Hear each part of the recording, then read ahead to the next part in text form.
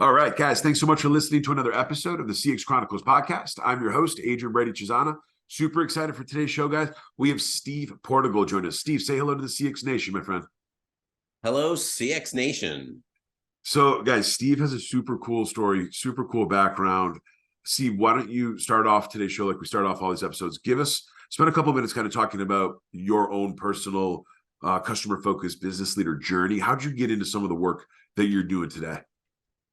Yeah, I've been doing user research as a consultant for 22 years in my own practice, and maybe 6 or 7 years at an agency before that. And, when I kind of came out of graduate school, this wasn't a thing, and I didn't know it was a thing. And so it was sort of early days of, finding some adventurous companies to work with that felt like, oh, we can learn about people before we make a thing for them, or as a way of figuring out what things we should make, or to figure out if we are on the right track. If you go back into the dark ages, like I'm kind of hearkening back to, like that just wasn't as common, which is why it was a consultancy where I found my first opportunities as opposed to, a corporation or a startup. I was sort of lucky enough to, I want to call it apprentice, but it's not like any of us knew what we were doing, and there was some guild I was being brought into. So I guess being able to join in figuring it out, like how do we do this work? What are the skills? How do we explain this work to clients? How do we sell it? How do we price it? Like everything about building a business on that. So it's just been years of learning, never-ending learning about the work and how does the work kind of exist in the world of business or whatever organizations I'm working with. And meanwhile, I feel like, oh, it's all grown up around me. Like there's many, many, many people that do what I do. Yep. With lots of experience that are still coming up and still joining the field. But when I came from, my origin, we were still finding the opportunity and finding the approach to take that would give us something that would be helpful. I love it. I mean, number one, like what drew you to this type of space? Were you always interested in kind of learning how people were using products, using services? Were you interested in the product side? Were you interested in like what was the like some of the early draws that made you know that this was the type of work you wanted to dive into? Yeah, I mean, a light bulb moment is going back to even my days as an undergraduate when I took a course in human computer interaction. It was like, I don't know if this is common, but I was lucky to have a class in school. I don't think of school as being like a big source of my life journey necessarily, but there was this class and this really very experienced professor in human computer interaction and library science, in fact. And I remember her standing in front of the class and saying, when you see someone who can't go through a revolving door because they're pushing on the wrong side, or who trips on stairs because they don't sort of see how deep the step is, she said, that's the fault of the person that made the door or the person that made the stairs. And if you're listening to this, like, you might, of course, right? That is maybe more, I think we're more enlightened now, especially as kind of the communities that we're all in. But I was a computer science undergraduate in the 80s, if we're going to really date me. Like we were into tech and knowing about tech and being smarter than other people that didn't know about tech. And for sure that kind of person still exists, right? That is sort of the culture that you do see. But I think in business, the sensibility that I'm describing is common, but I had never heard that in my life. Like, oh, it's not the user's fault, it's the maker's fault, even in something as ordinary as a revolving door. Forget, right, a search interface for, documentation or something. And that really just like put a big light bulb on for me. And I didn't know what to do with that or how you would practice that or like, what path that was on. But I felt like, oh, there's something here to take that orientation kind of into the world. And, and I think everything I looked at was through that lens after that and sort of helped me, again, find a career that didn't exist and sort of, figure out what was I good at and how could I learn the rest of it. And yeah. I mean, I know for me, Steve, early on in my career, like I would have talked about working in sales, working in ops. I think you're spot on, where it took me years into the career to realize that what I really, really loved about business was understanding the journey, but more importantly, being a part of crafting how you strategically design that journey. So to your point, everything has a purpose, and everything, there's a function to it, and there's a reason why you have certain actions or certain milestones that you bring a journey or a user or a customer through, so that they're not tripping on the stair, or they're not going the wrong way through the damn door. And I think you're right. Like in today's world, we have so many incredible people that, number one, are just working in user experience and user design and understanding all the intricacies of how people even want to use something, or how they want to go about really kind of experiencing something. So I love that, man. I think that's awesome. And I think, you've done, so a couple of things. You've done years and years and years of work in this space. I'd love to dive into the first pillar of team, man. I'd love for you to share a couple examples or a couple stories of some of the things that you've seen working with your clients and working in your business, around sort of how you've seen some of the companies that had really incredible teams, or some of the commonalities, or some of the things that you saw again and again and again with your clients that really had a solid handle on how they sort of built out their team, built out the different roles, and really kind of stratified how their team was going to be taking care of their customers. Yeah. I mean, I think there's a lot of pressure on people doing research right now to kind of carry it yourself all the way through. And I think this is such collaborative work.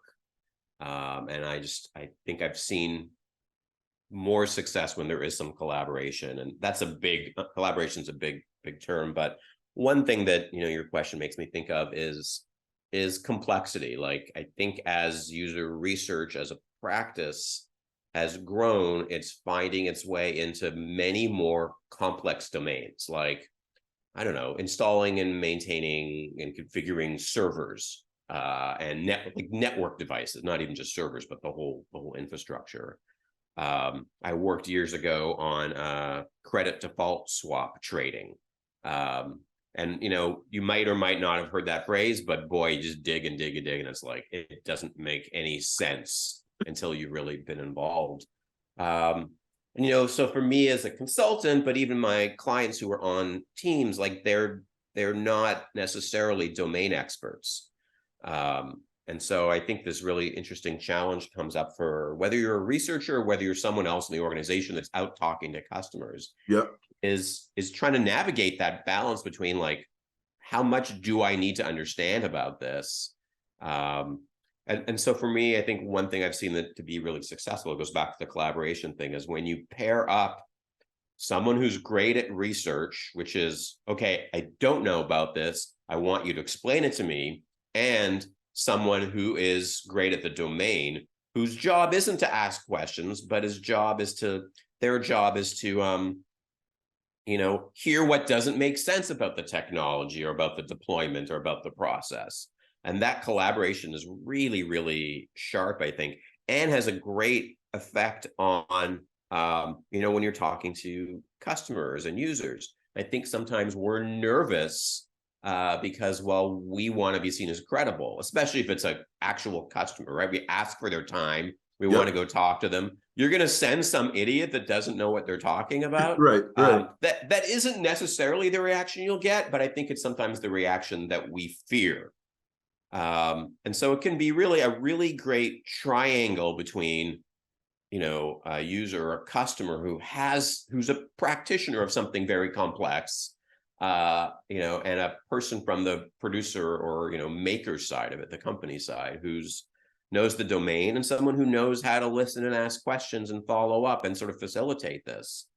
And so I think, when I see researchers kind of getting immersed into a domain, they do build up some competency, but some of these things are decades of specificity. Yep. And really kind of elusive stuff. So I think, just to go back to your question, I think teams where there's bandwidth for collaboration and you can bring in people with different perspectives, different domain and process expertise, to create a great interview for the customer that you're talking to. Like, it's a good experience to talk to a researcher and a domain expert, because you can watch who they make eye contact with as they kind of see, like, oh, I've had people even tell me, oh, okay, you're the question asker and you're the person that knows, you're the engineer. Yeah. Like people can figure that out. And it's a really, nobody's pretending to be anything that they aren't. And it really, I think, can be very harmonious, but you have to create the bandwidth that kind of support that collaboration on the team so everybody can work together to get the insights that we want to get from the people we're building for. I number one, I think that you're spot on. I think there's a few things. So not only when you have that collaboration piece internally with your teams and you have different subject matter experts kind of rubbing off on one another or basically sharing different points of knowledge, to your point there, not only does that help the CX side of things, but Steve, that helps for me in my experience. That's one of the biggest parts of the EX part of the game, meaning like it's from an employee experience perspective, some of the most interesting businesses that I've ever had the pleasure of working at. You're absolutely right. Number one, there is capacity and bandwidth for just cross-department collaboration. But number two, I really think that that's where that tribal knowledge sharing or almost upskilling or up-leveling or just adding extra internal education to the fire. There's some awesome stuff to that. I'm also hearing you kind of lay out some of the examples that you just walked us through. Makes me think about some of the times too that I've had some of our engineers on customer calls. So I would always be kind of driving some of these customer interviews, and we would have some of our engineers join those calls. And I used to love it because there'd be things that they would hear that technically I didn't hear it, right? I didn't hear a technical thing where I might have heard a totally different point of reference or a totally different point of feedback. One of my engineer friends might have heard them say something that they immediately drew a CTA from it. There was a call to action where they're like, wait a minute, that one part that they asked about the filters or updating that login, they hear something or see something that so like there's that learning, right? There's that innovation that's happening live. I love that, man. I think, what do you has there been any examples where you've seen companies really trying to force that, even if it was by design, where X number of times a year, X number of times a month, or whether it was inside of certain account reviews? Have you seen companies really try to force that strategically, or has most of the examples you've seen kind of in your journey really kind of been more organic, where it's really kind of different people from different aisles sort of trying to learn and listen and understand kind of what the customer needs? What does it kind of look like for you? Right. I've heard, if I understand the forcing part, I've heard that this idea of like customer contact hours being like part of your performance or something that you're expected to do. I think maybe the nature of just how and where and with whom I work, it has been, I don't want to say it's organic, but it's more sort of initiative based. Like there's a thing that we're trying to do. And as part of that, we want to talk to people. And here's, I think sometimes you start these projects and in the ideal situation, a lot of people want to join on these calls or go on these visits. I think sometimes it becomes logistically very challenging. Like, okay, we have one who's available. Oh, no one's available. But for me, I really do like where there is a lot of people that want to be involved. And, I don't want to bring a lot of people out to any particular conversation. I think you want to keep that very small and intimate conversation. But if we're going to talk to enough people, I'd like somebody different to come to each one. Because to your point, the things that the engineers hear, right, they add value to my experience. The engineers will, because they're going to hear things I won't hear. But I add value to their experience because I can facilitate someone to talk about their use case or something in a way that they couldn't get to. And it's really nice when someone says to me, wow, Steve, I've been talking to my users and customers for however many years. I've never had a conversation like that. It's like, and I feel like, that's the skill set. That's the craft that we kind of bring in. I love it. So Steve, let's jump into the second CX pillar of tools. Spend a few minutes kind of talking about over your journey. Number one, is there select tools that you've really leveraged to be able to drive some of the user research, user interviews, that have really kind of worked very well for you? Or I'll open this question up to, or is there tools that you are constantly or continuously using with your clients that have really kind of helped to make some of the work that you're doing a little bit easier, a bit more streamlined? I'd love to kind of hear how you've leveraged technology in your trade over the years. Where I see a lot of this happening is in, a relatively new domain of research operations. and you see these research ops people sort of building infrastructure and tooling for the organization to so that they can do research in a more efficient way. And so, working as a consultant to companies, more often I'm able to benefit from infrastructure that they've already put in place. And it can be like very unsexy stuff, like, but is super operationally helpful. Like, do we have a database of customers or users? Do we have it in a way where can we put a query into some system among some criteria and get back who contacts are? And so you see, like, in an immature company, like, oh, that's in intercom and we really shouldn't be in intercom, and because it's for this and we're using it for that. I might not be saying it right, but you can see where, like, I like that. And how do you tend to see this? Is this drawn up in different types of maps? Is this drawn up just in different types of sheets where you're kind of aggregating it? How do you actually lay some of those different pieces out? Or what have you seen worked really well for how they're doing research ops and kind of laying out all the different puzzle pieces so that you can actually start to connect the dots and put things together? Yeah, I mean, I think the specific tools often depend on the organization. And you see these research ops people doing a little bit of user research, like, what is the use case? Who is going to recruit customers? What information do we have? And I'm sure there's like compliance and data privacy aspects, and it's tied to some other implementation that was serving some other part of some other initiative. So what do we have? What are we going to put it in? Who will be reaching out to potential research participants? Now, if you have like 30 users or you have 30,000 users, you have a very different situation. Where you don't want to give everybody permission to independently go talk to customers. You've got 30 customers and like they're getting an email every 7 days that's not related to, the person sending it doesn't know that someone else has. So there is some, I've seen them put some rails in place, like someone won't pop up in a query results if they have been contacted in the last 30 days. Okay. Or they won't, or they're blocked from a query results if they have been in a query results in 7 days. Like there's some sort of gating, I guess, to kind of prevent oversampling, over communicating to people. When it's in intercom, right? That's if they're handling their marketing communications or launch communications or other things through that, then I think, if there's a nice integrated process, it's when's the last time we as a company, reached out to this person? Because so there's some, I think, collaboration and negotiation among the different functions and kind of trying to align on what's acceptable, what's bugging people versus what's kind of engaging with them.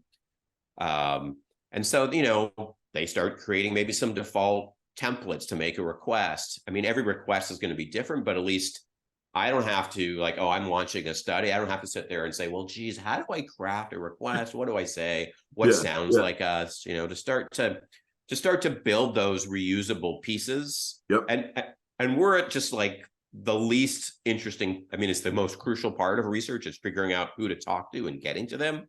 But this is not sexy at all, right? But yet you can see sort of the bureaucracy and the alignment and the infrastructure and trying to make these pieces talk to each other. I think we have to sort of figure out as a process, like, are we going to query our database and then that's all the information we need? And then the next step is to say, will you be in a study?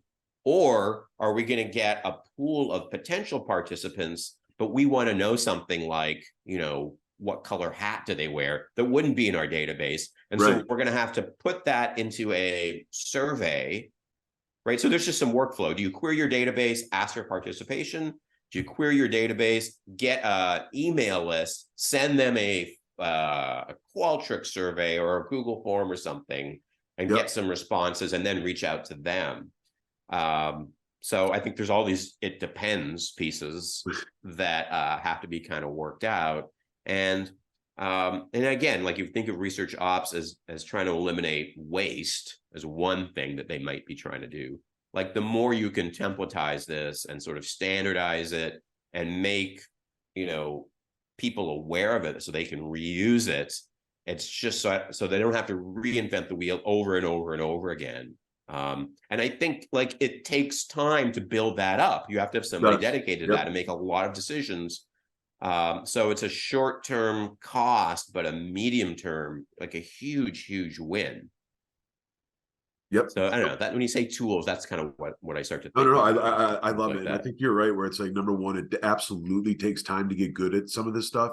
It also takes time to actually be able to have enough of those interactions where you can kind of see which messages work, which templates work, which cohorts or segments of people that you're trying to actually get some feedback from, which have the highest response rates, which like what type of response rates are actually adding color, what type of response rates are you not getting any type of color besides some type of like account. So like, you're right, this stuff takes a long time. The other thing too, I don't think, for our listeners, honestly, Steve, I've seen there's some really big, incredibly successful companies that when it kind of comes to that feedback point, there's a ton of work to be done. There's a ton of improvement that can be made. And then, yeah, they might be doing their NPS, they might be doing their CSAT, they might be doing some type of product satisfaction scoring.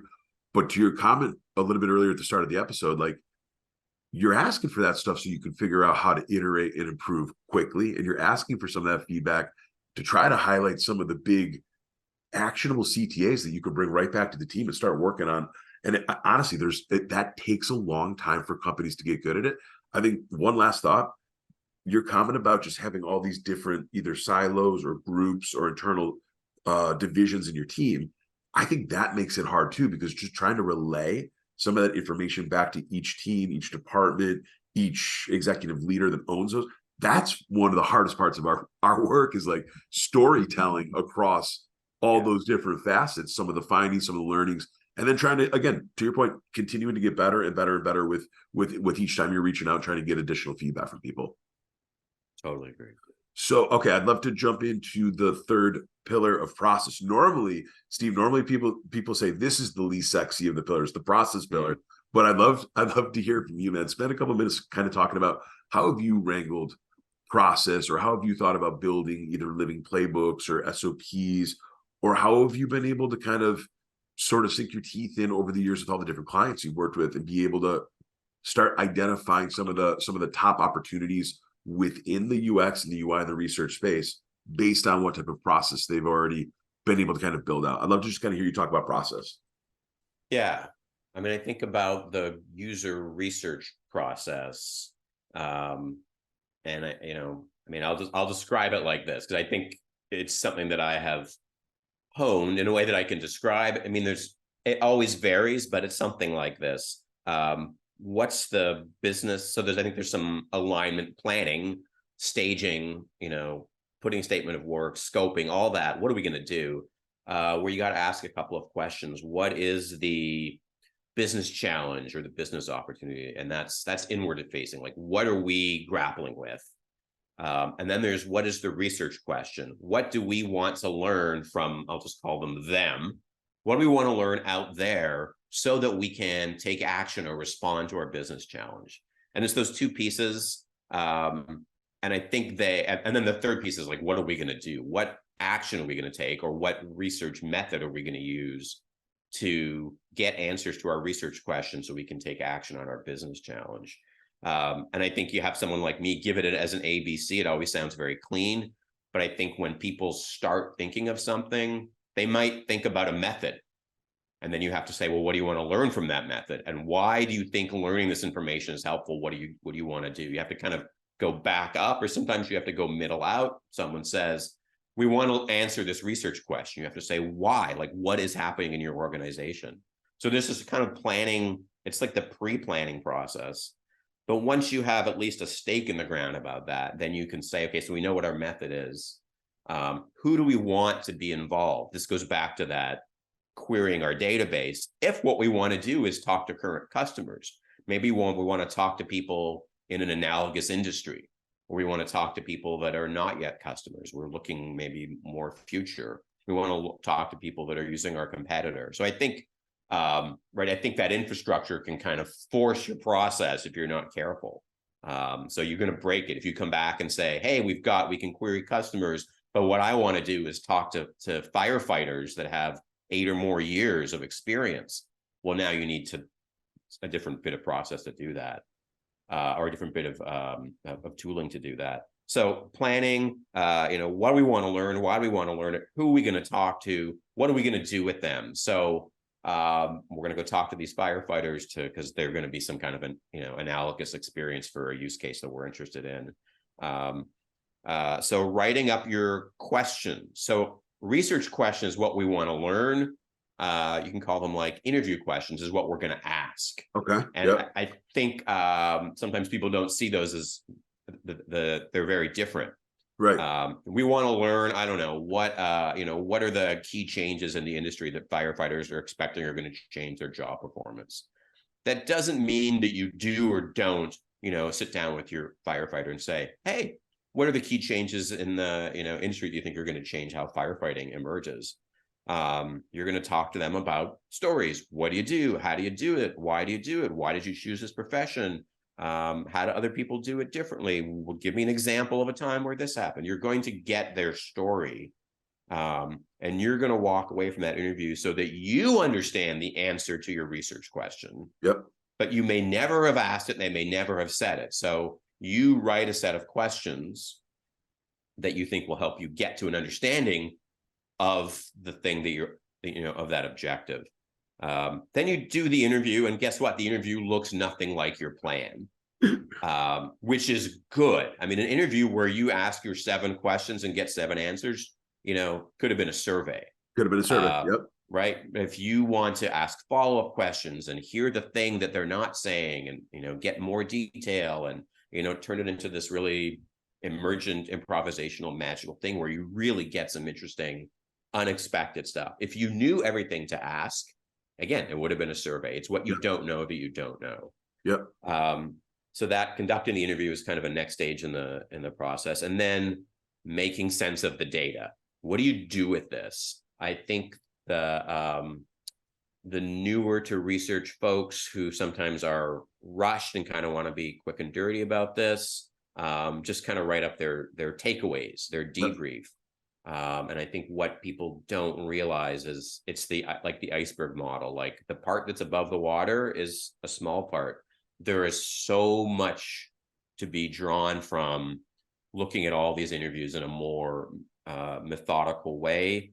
I'm not going to unpack the entire process here. I don't think we have time for that here, but I will say that people say, the estimates are like, the ratio is 2 to 1. For every hour you spend gathering data, you can expect to spend 2 hours making sense of that data. Digging into it.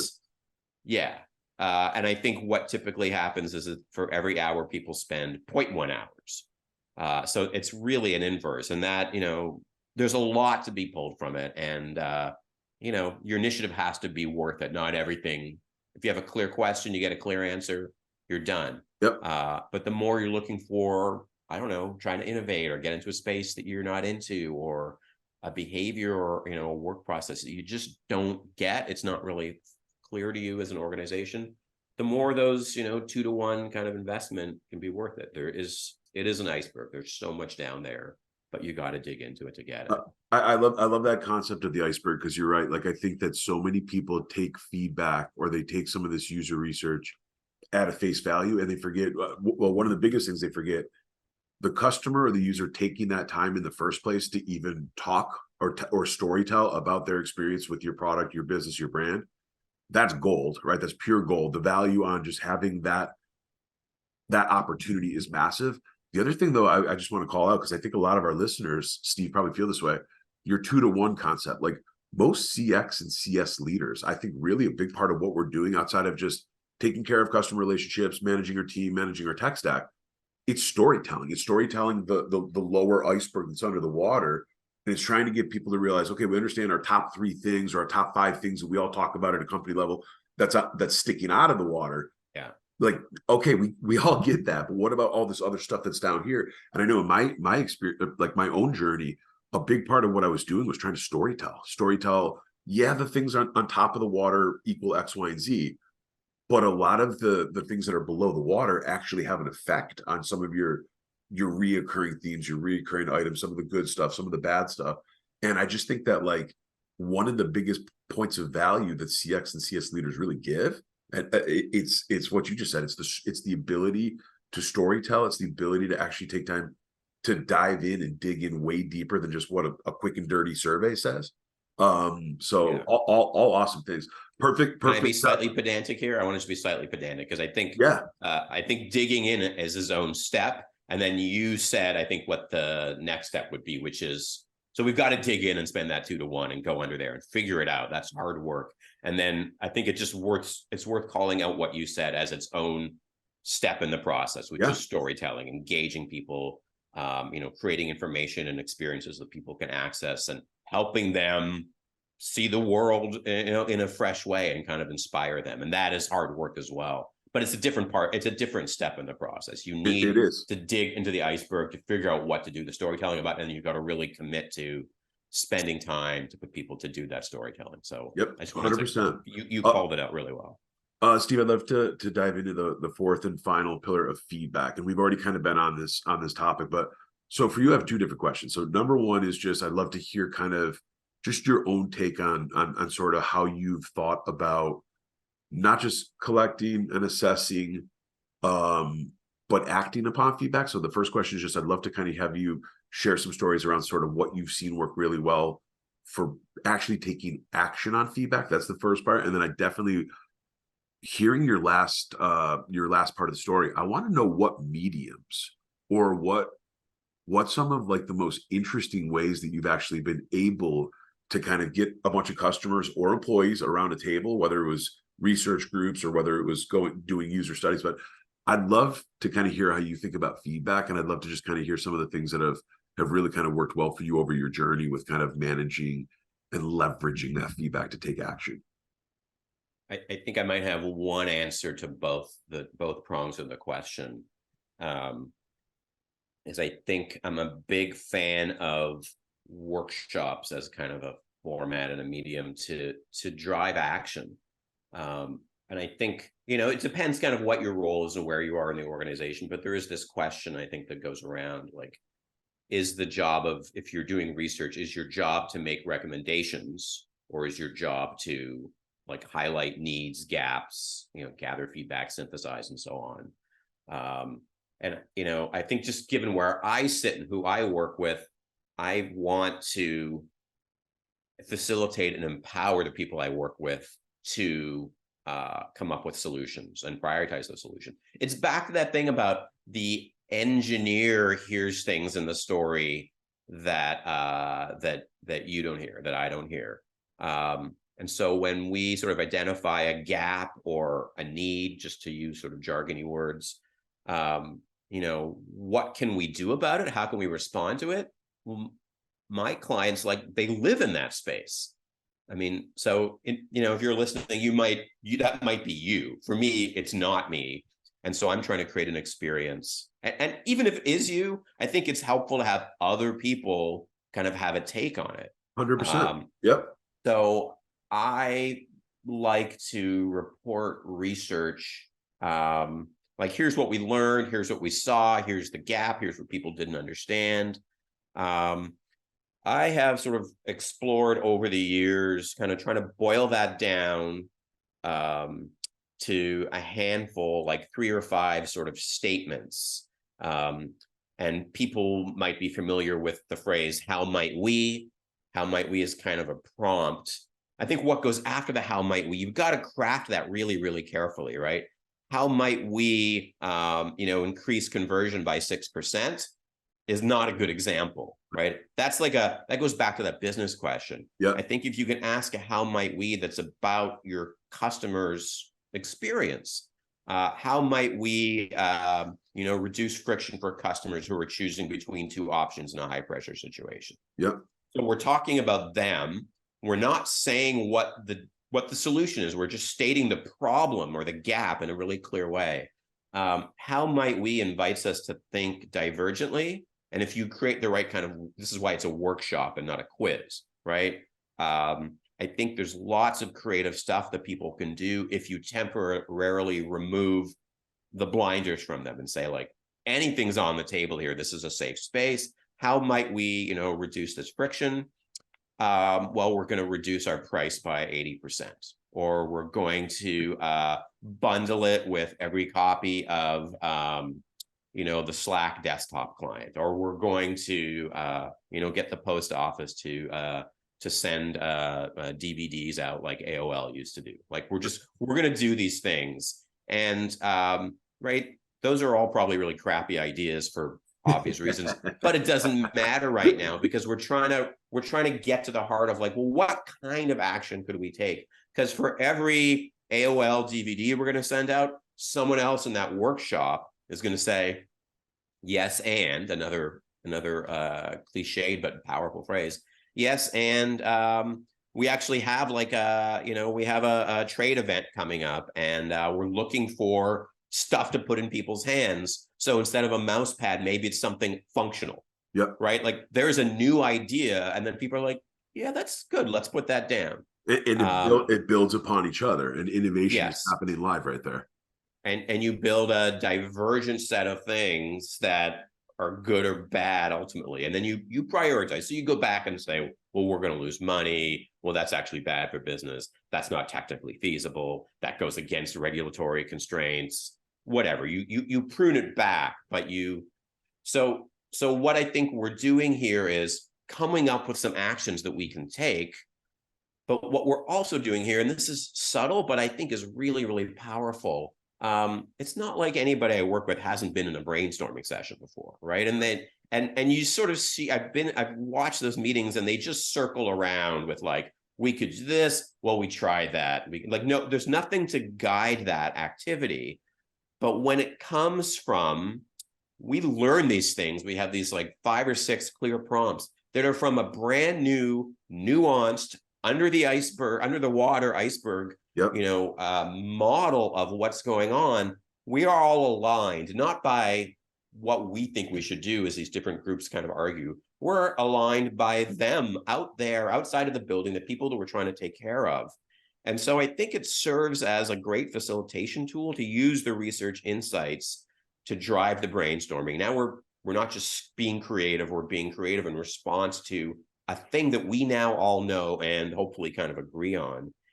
But it also serves as a handoff of the research insights. Like, I'm a research person. I know what's kind of in this deck and what we learned and so on, but I'm helping other people create muscle memory, like starting to translate these ideas into stuff that should continue after the meeting is over. And maybe they don't go back to that deck, and maybe they don't remember the top 5 takeaways we want them to learn, but maybe they do remember kind of in their muscles, or in their brain muscles, if you will, that translation activity, that they had a different kind of frame in mind and an insight, and they worked it, they built it into an idea. Yep. And I hope that has some like organizational change longevity, because I haven't done that. They've done it, right? And so that's, I think, where that handoff can happen. I love it, man. I love it. Steve, this has been absolutely fantastic. Before I let you go, sir, where can people find out more about you and your work and all the incredible content that you've done? Give us a place where people can kind of reach out to you and connect. Yeah, and I'm going to just be really cheesy and like... No, I love, there it is. Hold up my book. Nice. Congrats, man. This is the 2nd edition of Interviewing Users. It's just been out a few weeks from when you and I are talking. Yeah. It's the first edition was 10 years ago. So this is available from all the places you buy books online, but I would direct people to my publisher, rosenfeldmedia.com. They sell it. My own website has stuff about the book, and I blog and write about things that I'm thinking about research, and that's Portigal.com. So you know my last name, you know my website, and LinkedIn. I post stuff on LinkedIn, and I'd love to hear from people there and connect and continue talking on LinkedIn. I love it. Well, Steve, number one, thank you so much for coming on the show and sharing your journey with us and all of your experiences. It's been an absolute pleasure, and I will look forward to keeping this conversation going forward into the future, my friend. Thank you so much. Great to chat with you.